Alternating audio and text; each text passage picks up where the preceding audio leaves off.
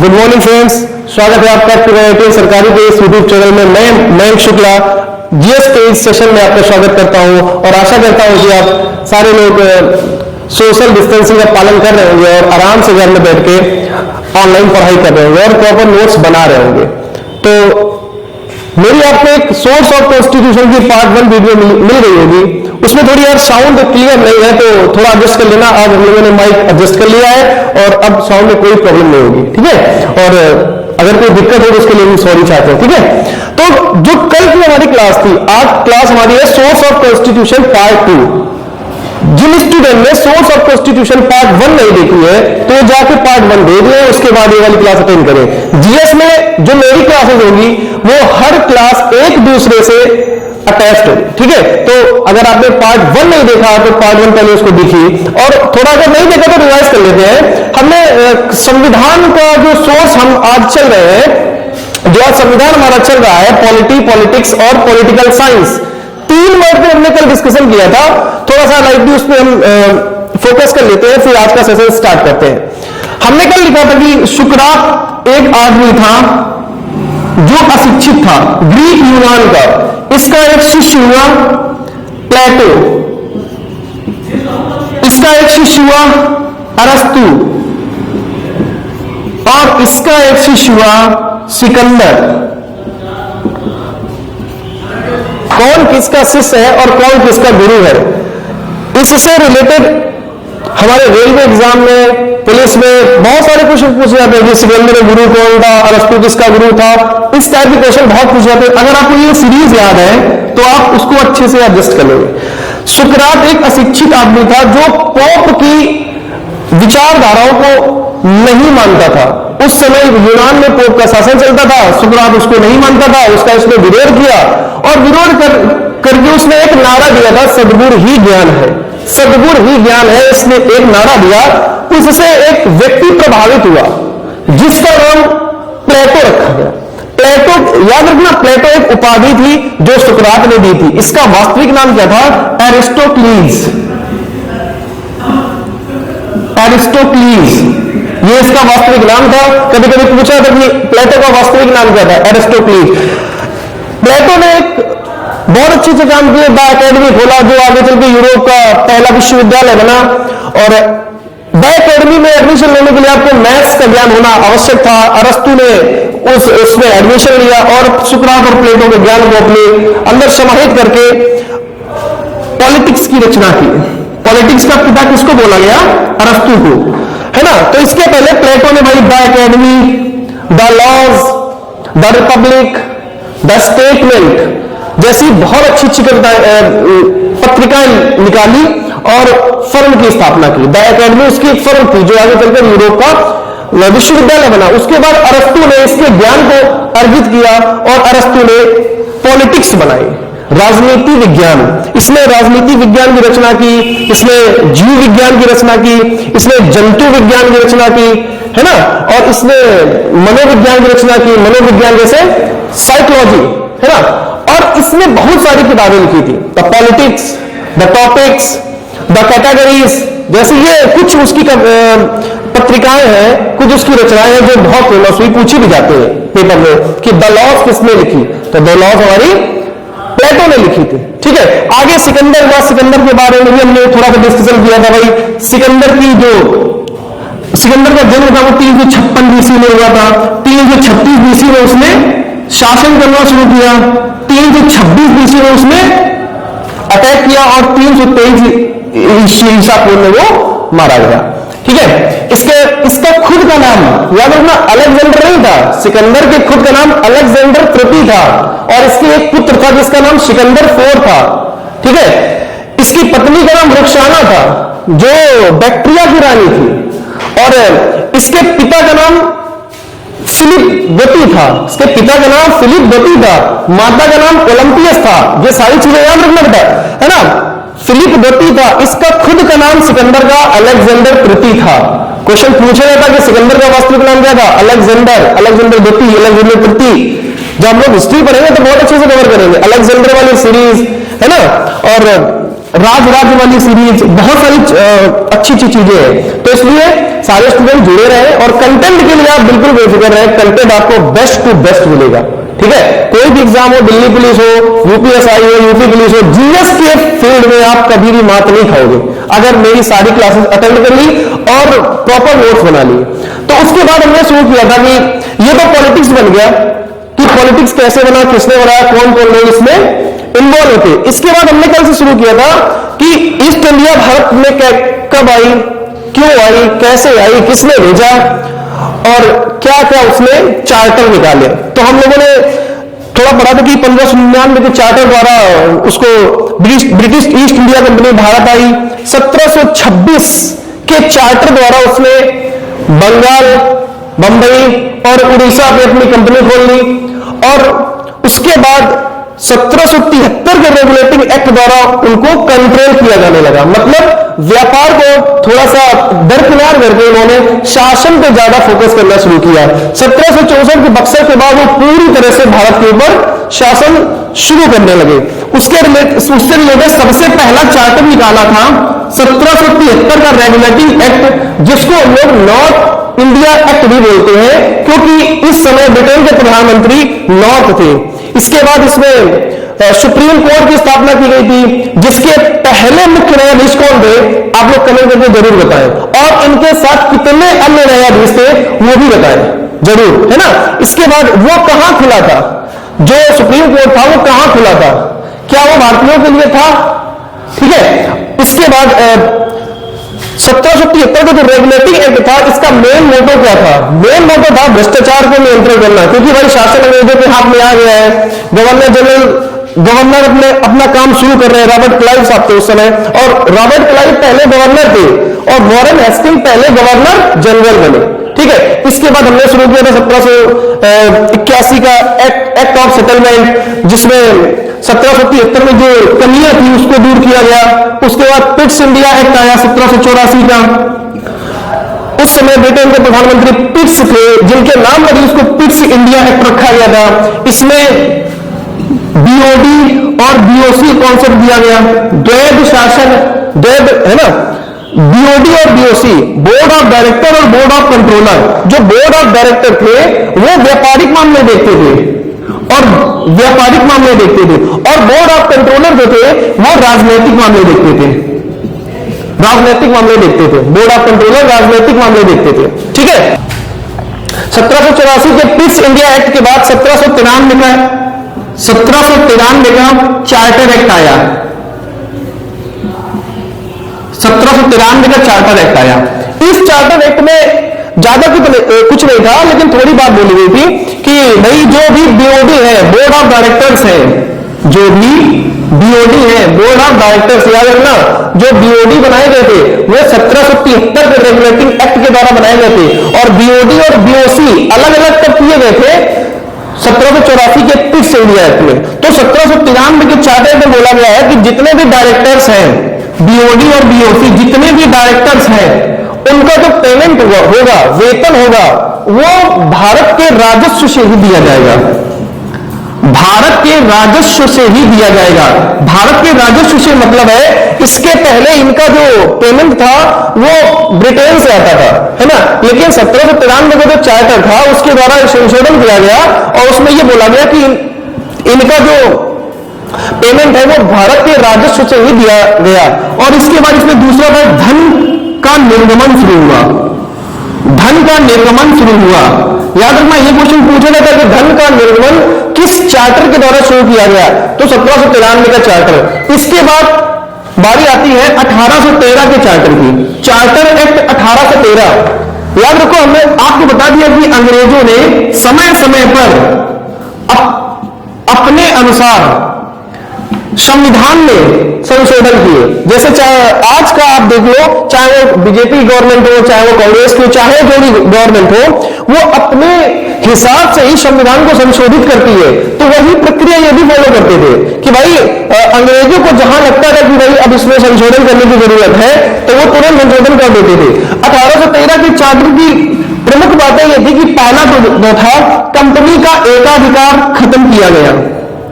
Company का एकाधिकार खत्म किया गया।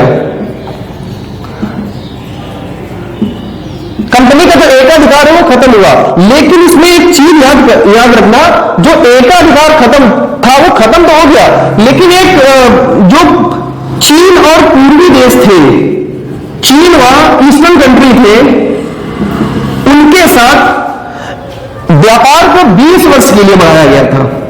व्यापार को 20 वर्ष के लिए बढ़ाया गया था, और वो एक स्पेशल व्यापार था चाय का। 20 वर्षों के लिए चीन और पूर्वी देशों के साथ चाय के व्यापार को बढ़ाया गया था, क्योंकि याद रखना उस समय भारत में चाय इतनी शुरू नहीं हुई थी, तो चाय के लिए, क्योंकि देखो अब हम लोग भी जानते हैं कि भारत में चाय की देन किसकी है, अंग्रेजों की। तो भाई ये अंग्रेजों का शौक था चाय पीना, तो भाई अपने शौक के लिए उन्होंने सिर्फ 20 वर्ष का व्यापार बढ़ाया था, जो चीन और पूर्वी देशों के साथ था। सब कुछ खत्म कर दिया, लेकिन भाई उनको सुबह मॉर्निंग में चाय मिलनी चाहिए, तो सिर्फ इस बात के लिए उन्होंने चीन से 20 वर्ष का व्यापार बढ़ा दिया था। इसके बाद इसमें एक और अच्छा काम हुआ था कि जो भारत की शिक्षा थी, अंग्रेजों का दिमाग थोड़ा सा अच्छा हुआ था भारत के प्रति, भारत की शिक्षा और संस्कृति के प्रति। उन्होंने जो अंग्रेजी जो धर्मानुयायी थे, मतलब धर्म को प्रचार करने वाले जो थे, मिशनकारी उसको लोग बोलते हैं, धर्म मिशनकारी, पिलग्रिम्स जिसको बोलते हैं, जैसे मॉन्क टाइप के जो होते हैं ना, संत लोग, बहुत बड़े बड़े संत, तो उनको भारत में आने की परमिशन दे दी। धर्मानुयायियों को भारत आने की परमिशन मिली, धर्मानुयायियों को भारत में आने की परमिशन मिली, और उन्होंने अपने धर्म को, भाई भारत की संस्कृति को पढ़ना शुरू किया। और इसके लिए एक फंड में रिलीज हुआ था, याद रखना, 1 लाख रुपए का फंड अंग्रेजों ने, 1 लाख रुपए का फंड अंग्रेजों ने शिक्षा और संस्कृति के लिए दिया था 1813 के चार्टर में। ठीक है, ये बातें याद रखना भाई। कंपनी का एकाधिकार खत्म हुआ, एकाधिकार तो खत्म हो गया, लेकिन चीन और पूर्वी देशों के साथ 20 वर्ष का व्यापार उन्हें चाय के लिए एक्सटेंड कर दिया, बढ़ा दिया। धर्मानुयायियों को भारत में आने की अनुमति मिली। धर्मानुयायी मतलब पिलग्रिम्स, जो धर्म को प्रचार करने वाले होते हैं, उनको भारत में आने की अनुमति मिली। और उसके लिए अंग्रेजों ने 1 लाख रुपए का बजट निकाला। तो 1 लाख रुपए का बजट किसने लाना शुरू किया था उस तेरह में? इतने सारे फैक्ट हम लोग याद रखेंगे, इतने सारे फैक्ट हम लोग याद रखेंगे। ठीक है, 1813 के चार्टर के बाद 20 वर्ष का व्यापार बढ़ाया गया था चाय का। उसके बाद 20 वर्ष के बाद एक दूसरा चार्टर आया, 1833 का चार्टर। 1833 का चार्टर बहुत इंपॉर्टेंट है, इससे बहुत सारे क्वेश्चन पूछे जाते हैं। सबसे पहला क्वेश्चन, कंपनी का पूर्ण एकाधिकार खत्म हुआ, कंपनी का पूर्ण व्यापारिक अधिकार खत्म हुआ,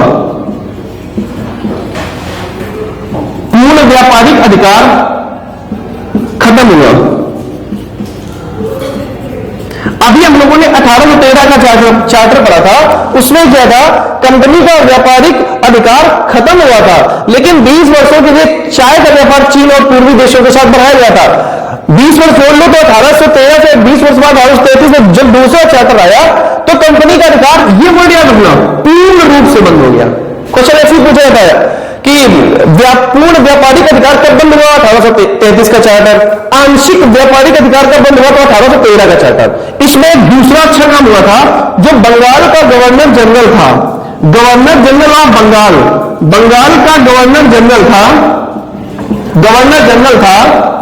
वो भारत का गवर्नर जनरल बन गया। वो क्या हो गया? भारत का गवर्नर जनरल बन गया, भारत का गवर्नर जनरल बन गया।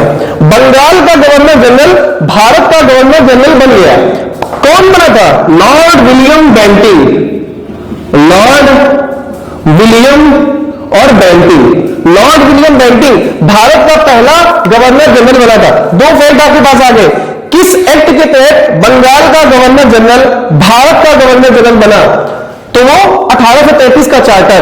वो व्यक्ति कौन था? Lord William Bentinck. यही आपसे क्वेश्चन पूछे, वो कौन सा एक्ट था जिसके द्वारा बंगाल का गवर्नर जनरल बना? तो वो 1773 का रेगुलेटिंग एक्ट बना। कौन था? Warren Hastings. अगर पूछे तो बंगाल का पहला गवर्नर कौन था? Robert Clive. सारी चीजें याद रखना भाई, बहुत इंपॉर्टेंट चीज है ये दोनों। व्यापारिक अधिकार भी खत्म हुआ 33 से। गवर्नर, बंगाल का गवर्नर जनरल भारत का गवर्नर जनरल बना, मतलब governor general of Bengal became governor general of India.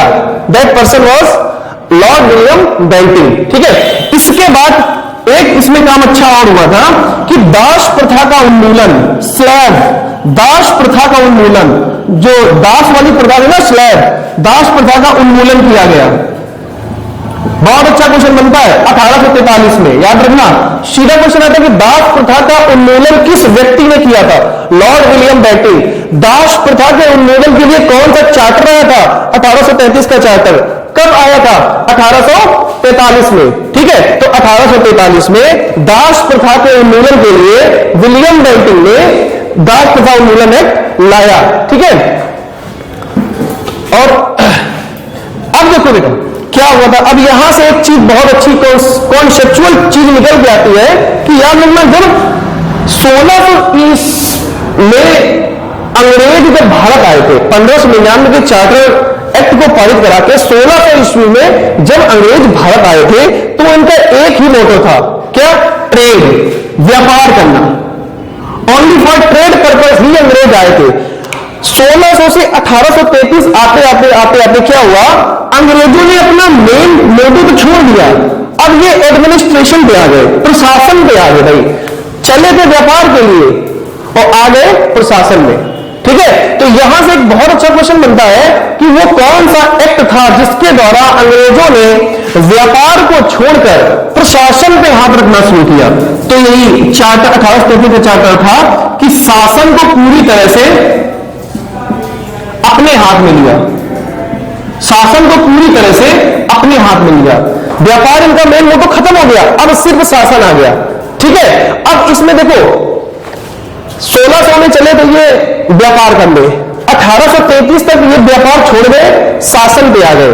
वो बीच में कौन सी एक अच्छी घटना थी जिसके द्वारा अंग्रेजों का रुख ट्रेड से चेंज होकर एडमिनिस्ट्रेशन पे आ गया? याद रखना 1764 का बक्सर, 1764 का जो बक्सर हुआ था उससे अंग्रेजों को बहुत परेशानी हुई थी। क्योंकि यार ये बताएं, ये इनकी प्रॉब्लम क्या थी? भाई ये व्यापारी आदमी है, व्यापारी आदमी कभी किसी से झगड़ा नहीं करता है ना, तो इनसे क्या हुआ? भाई ये व्यापार करने आए तो ये व्यापारी थे। 1756 में कालकोट की घटना हुई, इनके भाई सैनिक मार दिए गए। सिराजुद्दौला ने, बंगाल का जो गवर्नर था उसने, बंगाल का जो राजा था सिराजुद्दौला, उसने इसको उन अंग्रेजों को मार दिया। उसके बाद 1757 में प्लासी हुआ। 1757 में प्लासी होने के बाद हालांकि अंग्रेज जीत गए थे, उससे कोई मतलब नहीं है। 1764 के बाद अपना ये बक्सर हुआ, उसमें भी अंग्रेजों की जीत हुई। लेकिन एक आप सोचो एक बार कि जब युद्ध होता है तो क्या दोनों, जो जीतता है वो खुश हो जाता है कि देखो हम जीत गए? भाई उसको भी लॉस होता है, उसके भी पैसे जाते हैं, सैनिक मरते हैं, इक्विपमेंट खराब होते हैं और सारा टेंशन आ जाता है। तो भाई एक देखो, एक व्यापार हुआ और एक झगड़ा हुआ, ये कभी एक साथ नहीं हो सकता है ना। जो व्यूअर्स देख रहे होंगे वो सब समझ रहे होंगे कि व्यापार और झगड़ा कभी भी एक जगह नहीं हो सकता है, ये दोनों एक दूसरे के विपरीत है। भाई अगर आप व्यापार करोगे तो झगड़े से दूर रहोगे, अगर आप झगड़ालू होगे तो आप व्यापार नहीं कर पाओगे। तो अंग्रेज बेचारे पहले तो सीधे साधे आए थे व्यापार के उद्देश्य से, लेकिन जब इन्होंने ये देखा कि भारत में जो ये राजा रजवाड़े लोग हैं ये हमको व्यापार नहीं करने देंगे, तो उन्होंने क्या सोचा, उनकी एक ये थिंकिंग आई कि ऐसा करें, पहले भारत के शासन को अपने हाथ में लेते हैं, पहले भारत के पूरा एडमिनिस्ट्रेशन अपने हाथ में करते हैं, उसके बाद अपने हिसाब से हम व्यापार करना शुरू करेंगे।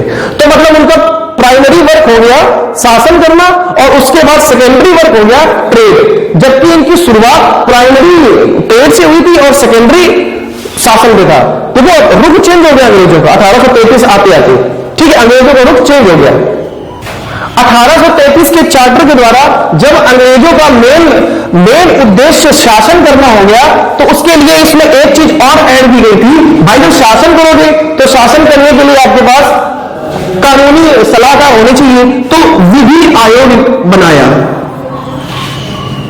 विधि आयोग किस एक्ट से बना था? 1833 के चार्टर द्वारा। और पहला विधि आयोग किसने बना? लॉर्ड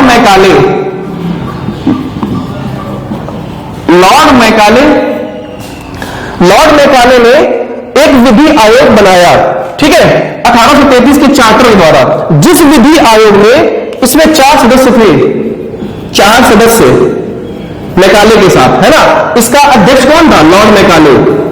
लॉर्ड मैकाले इसका अध्यक्ष। लॉर्ड मैकाले भारत में अंग्रेजी शिक्षा का जन्मदाता बोला जाता है।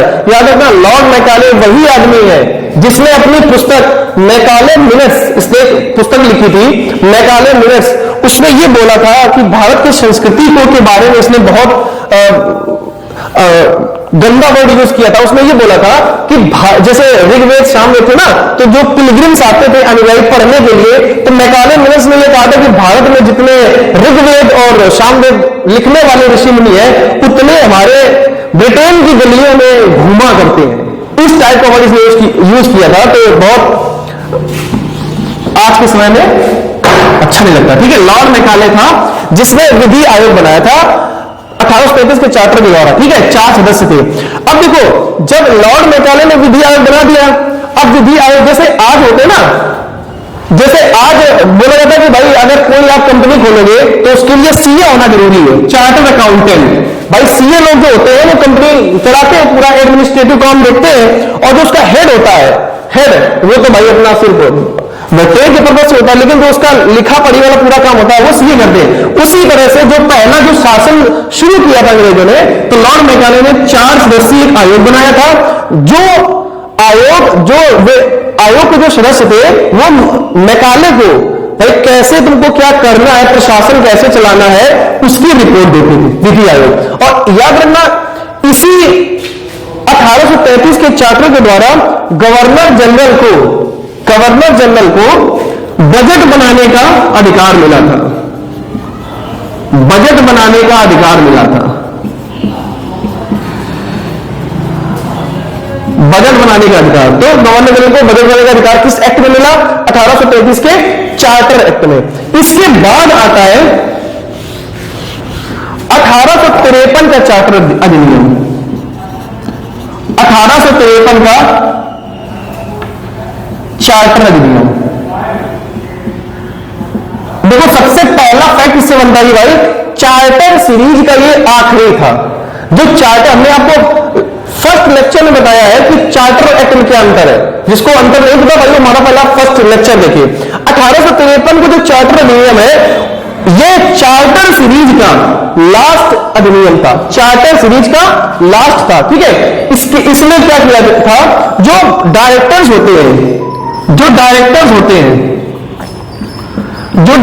होते हैं भाई, शासन चलाना शुरू किया। शासन चलाने के लिए आप विधि आयोग बनाया, मैकाले उसका अध्यक्ष निकला, और अध्यक्ष के बाद जो 4 सदस्यीय वो सदस्य लेता था, और जिसमें कर्मचारी थे, तो वो भाई डायरेक्टर्स ही सिलेक्ट कर लेता था कि भाई आप कर्मचारी बनोगे, आप बनोगे, ठीक है। लेकिन 1853 का जो चार्टर आया, 33 के 20 साल बाद 53 में चार्टर आया, उसमें डायरेक्टर्स से पावर छीन ली गई।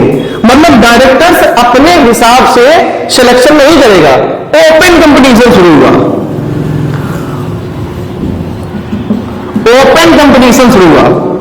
ओपन कंपटीशन, ठीक है। डायरेक्टर्स में आप जो विधि आयोग में जाएंगे या सदस्य बनेंगे या जॉब चाहेंगे उसमें, तो आपको ओपन कंपटीशन शुरू हो गया। और इसमें इंडियन भी पार्टिसिपेट कर सकते थे, लेकिन भाई ये तो एक तरह का भाई जैसे लोगों को ना छल हुआ। उस समय कौन इंडियन इतना पढ़ा लिखा था भाई? इंडियन तो सिर्फ मजदूरी करते थे। ये भाई भारतीयों को खुश रखने के लिए बना दिया गया कि भाई इंडियन भी इसमें पार्टिसिपेट करेंगे, ठीक है। 1853 के चार्टर के बाद 1858 का चार्टर आया। 1858 का चार्टर ये भी इंपॉर्टेंट है, इससे बहुत सारे क्वेश्चन पूछे जाते हैं वन डे एग्जाम में। तो 1853 को जो चार्टर था 53 वाला, वो चार्टर सीरीज का आखिरी था। ये 1858 का अधिनियम है, ये 1858 का अधिनियम है, ठीक है। इसमें इसकी मुख्य बातें क्या क्या है? पहला, देखो 1857 में क्रांति हो चुकी थी, ठीक है। तो उस क्रांति होने के बाद 1858 में अधिनियम आया। ये अधिनियम ब्रिटेन की क्राउन से आया था, ठीक है। इसके द्वारा इन्होंने British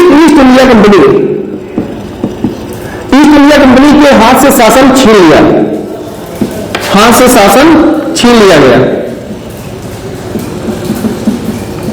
British East India company के हाथ से शासन छीन लिया गया और शासन किसके हाथ में चला गया? क्राउन के हाथ में, क्राउन के हाथ में गया। याद रखना दूसरा फैक्ट इसमें है सबसे बड़ा कि भारत का गवर्नर जनरल, भारत का जो गवर्नर जनरल था वो अब वायसराय बन गया। ये बहुत क्वेश्चन आता है, वायसराय, पहला वायसराय कौन बना था? भारत का गवर्नर जनरल भारत का वायसराय बन गया, पहला वायसराय बना था लॉर्ड कैनिंग। यार एक बात बताओ, जितनी आपने वायसराय की सीरीज देखी सबने लॉर्ड लिखा है, तो लॉर्ड का मतलब क्या है भाई? इनकी उपाधि होती थी, उपाधि होती थी जैसे Lord Mountbatten, Lord Canning, Lord Dalhousie, है ना, लॉर्ड नॉर्थब्रुक। तो इतने सारे जो लॉर्ड सीरीज है ना, ये इनकी उपाधि होती थी। तो पहला वायसराय कौन बना? कैनिंग। इससे देखो आपके पास तीन फैक्ट आ गए। पहला, बंगाल का गवर्नर जनरल बना किस एक्ट में? 1773 का रेगुलेटिंग एक्ट। कौन बना था? Warren Hastings. इसके बाद बंगाल का गवर्नर जनरल भारत का गवर्नर जनरल बना किसमें? 1833 के एक्ट में, चार्टर में। पहला बना कौन था? Lord mount. पहला बना कौन था? ठीक है, 1833 के चार्टर के बाद बंगाल का गवर्नर जनरल भारत का गवर्नर जनरल बना। उसके बाद भारत का गवर्नर जनरल भारत का वायसराय बना। ठीक है, तो कौन बना? Lord Canning. ठीक है, इसके बाद तीसरा फैक्ट इसमें था बीओसी और बीओडी हटाए गए, मतलब बोर्ड ऑफ कंट्रोलर और बोर्ड ऑफ डायरेक्टर के पद को खत्म कर दिया गया। ये पद बने कब थे? 1773 के रेगुलेटिंग एक्ट द्वारा बीओडी बना था और 1784 के पिक्स द्वारा बीओडी और बीओसी दोनों बने थे। बीओसी का काम था राजनीतिक काम देखना, बीओडी का काम था व्यापारिक काम देखना। अच्छा, जब ये दोनों खत्म कर दिए गए, अब भारत का प्रशासनिक काम कौन देखेगा? याद रखना, ब्रिटेन के मंत्रिमंडल, ब्रिटेन जो क्राउन की मंत्रिमंडल थी ना, क्राउन का जो मंत्रिमंडल था, ब्रिटेन का कैबिनेट मंत्री, ब्रिटेन का कैबिनेट मंत्री भारत का शासन देखेगा। इसके लिए एक 15 सदस्यीय टीम बनाई गई थी, 15 सदस्यीय टीम बनाई गई थी। ठीक है, तो याद रखना भाई, ये वाला क्वेश्चन बहुत इंपॉर्टेंट है, गवर्नर जनरल। ठीक है, बंगाल का गवर्नर जनरल कब बना? 1773 के रेगुलेटिंग एक्ट में। कौन था? Warren Hasting. बंगाल का गवर्नर जनरल भारत का गवर्नर जनरल बना, कौन बना? Lord William Bentinck. और उसके बाद भारत का गवर्नर जनरल भारत का वायसराय बना लॉर्ड कैनिंग। इसके बाद बीओडी बीओसी हटाए गए। ठीक है, 1858 के अधिनियम के बाद ही भारत में मुगलों का समापन हुआ था। याद रखना, मुगलों की समाप्ति हो गई थी। ठीक है, लास्ट जो मुगल था बहादुर शाह द्वितीय जफर, उसकी 1858 में डेथ हो गई थी। अच्छा, एक क्वेश्चन है मेरा स्पेशली कि बहादुर शाह द्वितीय को जफर क्यों बोला जाता था? अगर किसी को पता हो तो भाई वो कमेंट कर देंगे कि बहादुर शाह द्वितीय को जफर क्यों बोला जाता था, कमेंट कर दो उसके नीचे। ठीक है, तो मुगलों की भी समाप्ति हुई। इसके बाद हमारा एक दूसरा चैप्टर आता है, इसके 1858 के अधिनियम में दो चीजें इंपॉर्टेंट और है। इसमें भारत सचिव का नया पद आया, भारत सचिव का एक नया पद सृजित किया गया, लाया गया। उसके बाद याद रखना, 1858 के अधिनियम के बाद के समय को ताज का समय बोला गया, ताज का समय बोला गया। ताज का समय क्यों बोला? भाई क्राउन शासन, क्राउन के हाथ में शासन चला गया था, तो क्राउन मतलब ताज, वही उसी हिसाब से अपने इतिहासकारों ने बोल दिया है ताज का समय। इसके बाद हमारा एक चैप्टर आता है 1861 का भारत परिषद अधिनियम, 1861 का भारत परिषद अधिनियम, भारत परिषद अधिनियम, 1861 का भारत परिषद अधिनियम। याद रखना, ये अधिनियम 1858 के बाद आया, तो इस अधिनियम में ज्यादा कुछ खास चेंज नहीं था, लेकिन एक चीज से बहुत अच्छी दी गई थी, जो गवर्नर था, गवर्नर जो वायसराय बन गया था, वायसराय को अध्यादेश जारी करने की शक्ति दी गई थी, अध्यादेश जारी करने की शक्ति दी गई थी। वायसराय को अध्यादेश जारी करने की शक्ति दी गई थी। इस अध्यादेश के अंतर्गत ही वायसराय कोई नया प्रांत बना सकता है, याद रखना, कोई नया प्रांत बना सकता है या पुराने प्रांत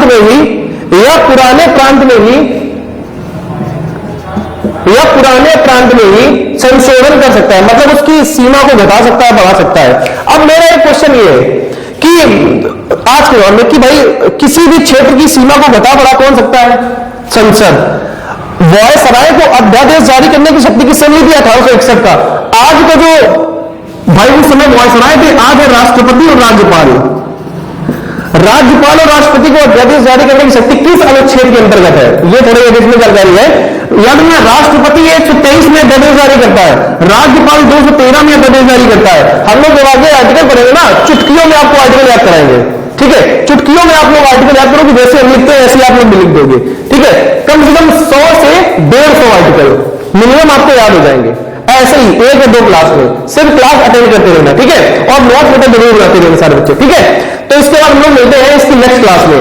1861 के अधिनियम के बाद हम लोग 1947 तक खत्म कर देंगे तीसरे वीडियो लेक्चर में, ठीक है? तब तक आप लोग भाई लाइक, शेयर और सब्सक्राइब जरूर करते रहें, और अगर आपको कोई भी प्रॉब्लम हो रही हो तो कमेंट में उसको जरूर बता दो, ठीक है? मिलते हैं फिर नेक्स्ट क्लास में। Thank you.